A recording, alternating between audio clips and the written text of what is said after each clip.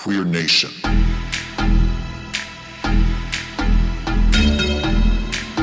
Arteiras, arteiros e arteires do nosso canal, como é que vocês estão? Me contem. Então, gente, no vídeo passado, agora para tudo, porque se você não viu o vídeo da semana passada, eu vou brigar com você, hein? Gente, o vídeo da semana passada tem tudo a ver com esse vídeo de hoje, porque um é continuação do outro. Então, se você tá vendo esse vídeo agora, depois dá uma olhadinha lá no primeiro vídeo para você poder entender sobre o que a gente está falando. E nós viemos aqui de novo para falar da imprensa LGBTQIAPN+. No vídeo anterior, a gente falou um pouco sobre a mídia internacional, sobre os movimentos que aconteceram contra a informação, que produziram revistas, periódicos, jornais, folhetins em vários lugares do planeta. E hoje a gente vai se concentrar aqui, na América Latina e no Brasil, certo? Então, a gente vai usar como base dessa pesquisa para esse vídeo o Luiz Motti, que é um professor, pesquisador, fundador do Grupo Gay da Bahia, que foi, gente, extremamente importante para os movimentos LGBT no Brasil. Então eu vou usar alguns textos dele, algumas pesquisas dele para a gente embasar aí a nossa caminhada, esse bate-papo que a gente vai fazer hoje, beleza? Bom, a gente já sabe, se você não sabe também, a gente tem um curso Queer Foco que está acontecendo aí, que está na rede. Se você não sabe sobre isso, é bom você ir lá dar um pulinho também para saber mais a fundo sobre o que a gente vai falar agora. Bom, uma das grandes motivações desses movimentos, dessas militâncias ocorrendo aqui na América Latina e no Brasil, foi a revolta de Stonewall. A revolta de Stonewall, ela foi importantíssima para que esses movimentos aqui de América Latina e dos países da América Central também se levantassem. E se levantassem no sentido de também buscar os seus espaços e lutar contra toda a repressão que existia nesse momento histórico. Quando você vê o vídeo da semana passada, com todas as movimentações que aconteceram, a gente percebe outras demandas, outras dificuldades, outros obstáculos ali, não é? Que estão relacionados a obstáculos em relação ao preconceito, mas aqui em América Latina a gente tem um contexto que é muito mais opressor. Então, a partir dessa revolta de Stonewall, a gente vai ter, na Argentina, alguns meses depois da revolta de Stonewall, nasce um movimento chamado Nuestro Mundo, que vai ser um movimento pequeno, a partir de homens gays que vão começar a se mobilizar ali politicamente, socialmente, né, agregando pessoas àquele movimento. Então, a partir de 1970, nós temos dentro da Argentina um movimento chamado Frente Liberación Homosexual, que é uma ampliação do Nuestro Mundo. Então, o que eles fazem? Eles agregam outros grupos ali, né? Grupos lésbicos, grupos bissexuais, e eles também se agrupam à militância negra. Essa é uma característica que a gente vai ver bastante em América Latina. É muito interessante como que esses grupos conseguiram se articular durante esse período.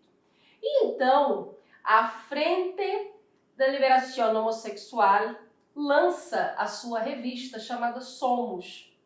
A revista Somos, ela vai ter 8 edições, somente 8 números, que vão ser publicados entre 73 e 76. A revista Somos tratava de diversos assuntos, dentre eles assuntos de questões culturais, sociais, políticas, fazendo realmente esse trabalho de contra-informação e principalmente denunciando essa escalada autoritária que acontecia na Argentina. Por esse motivo, esse jornal durou pouco tempo. Isso também, gente, é uma coisa muito interessante para a gente poder pontuar pelo seguinte: dentro de América Latina, a gente vai ter agora, nesse período do século XX, uma repressão muito grande. Mas a cultura de América Latina já é muito machista, já é muito misógina, né? O Luiz Motti, ele usa um termo interessante que ele fala que a América Latina se usa de extrema virulência contra as pessoas LGBTQIAPN+. E esses grupos, por mais que eles tivessem essa força, eles não conseguiram perdurar por muitos anos exatamente por isso. Não só pela repressão, mas também pelo preconceito. Na América Latina também, a gente vai ver um movimento na Colômbia. E a Colômbia, ela começa a se levantar de uma forma mais politizada e organizada a partir da década de 80, com o coletivo Orgulho Gay. E esse coletivo, ele vai criar uma revista que é uma das maiores revistas gay da América Latina, que se chama Ventana Gay. É uma revista também, gente, extremamente simples, não é? Feita quase que manualmente, mas ela traz um conteúdo muito forte, muito potente, textos pesados, densos, falando sobre política, sobre crítica, identidade de gênero, sexualidade e tudo aquilo que aquele determinado grupo gostaria de passar para a Colômbia. Esse jornal, ele não foi muito difundido fora daquele círculo, mas ele foi suficientemente importante para marcar dentro da Colômbia esse registro dessa revista chamada Ventana Gay. Bom, estamos falando aqui de América Latina, viajando ali para Argentina, Colômbia, agora vamos para o Brasil um pouquinho, né? Vamos falar de Brasil. Todo mundo fala muito sobre a revista Lampião da Esquina. Foi uma revista extremamente difundida e teve artistas e escritores maravilhosos como João Silvério Trevisan, Darcy Penteado, a gente não pode esquecer de Darcy Penteado.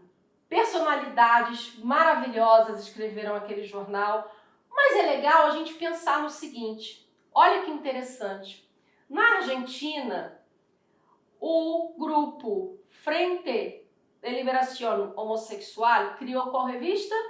Revista Somos.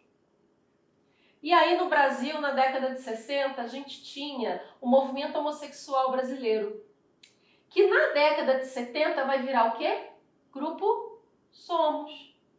Lembrando, minha gente, que a Argentina, com a Frente Liberación Homosexual, foi o primeiro movimento articulado politicamente, organizado, da comunidade LGBTQIAPN+, da América Latina. O Trevisan, ele se inspira na revista, que é a revista Somos, e também se inspira numa outra revista pouco conhecida, pouco falada também, que é o jornal O Snob. Esse jornal, ele surgiu na década de 60, minha gente. Ele surgiu em 63, um aninho ali antes do golpe. E ele foi até 69, olha só. E ele era um jornal que ele não era um jornal de circulação nacional.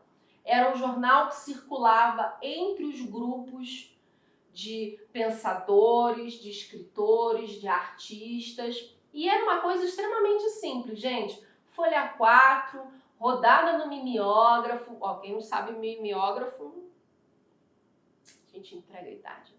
Ele era feito no mimeógrafo, não é? Folha 4, grampeada, bonitinho, todo feito à mão.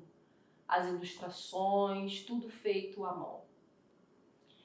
E esse jornal, ele foi muito importante para dar esse ponto de partida, porque ao mesmo tempo que era um jornal que falava sobre atualidades, falava sobre artistas, falava sobre o cenário do teatro, do cinema, o que estava acontecendo de música na cidade. O Snob, ele era um jornal que circulava no Rio de Janeiro, tá? Então ele falava especificamente daquele momento no Rio de Janeiro.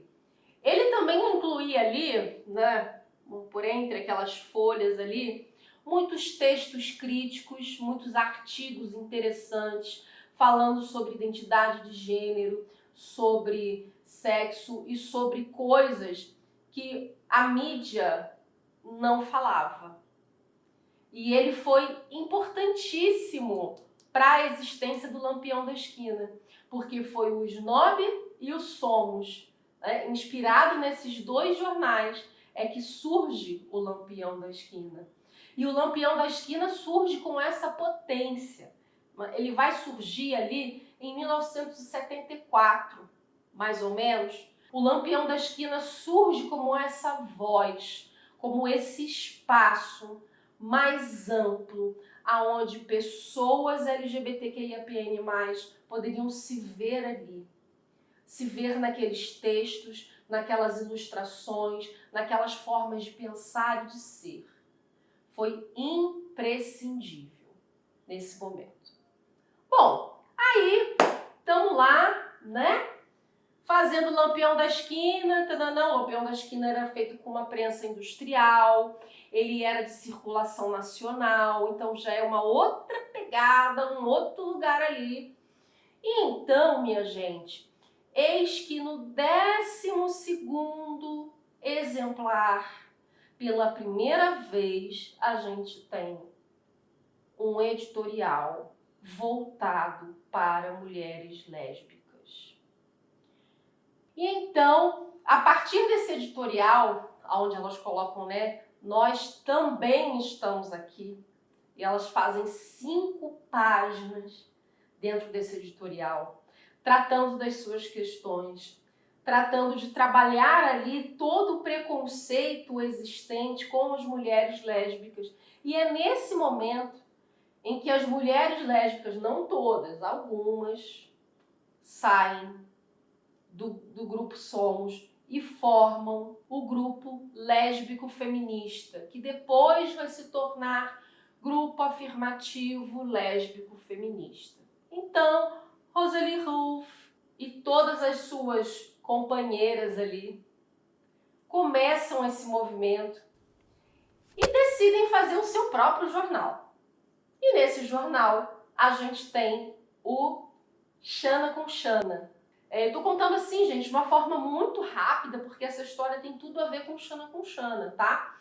Então, o Ferros Bar foi um bar de São Paulo em que foi proibida a entrada de mulheres lésbicas e principalmente a venda do jornal.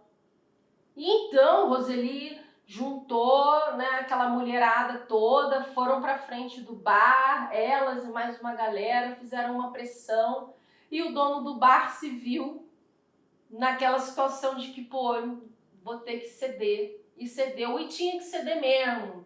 E cedeu. Cedeu, abriu espaço, e aí o Xana com Xana não só passou a ser vendido ali naqueles bares em São Paulo, como também em todos os lugares do Brasil.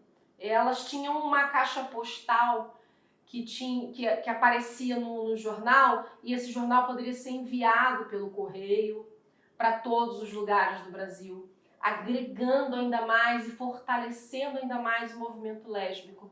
Então vejam que tanto o Lampião da Esquina quanto o Xana com Xana foram jornais extremamente importantes para o nosso contexto da comunidade LGBTQIAPN+. E do Xana com Xana, como eu falei lá do Lampião da Esquina, aquela reportagem, Nós temos uma reportagem muito interessante também no Xana com Xana, da cantora Ângela Rorô. E ela foi entrevistada pelas meninas do Xana com Xana. E nessa entrevista, a Ângela Rorô, ela coloca assim: eu não me envolvo.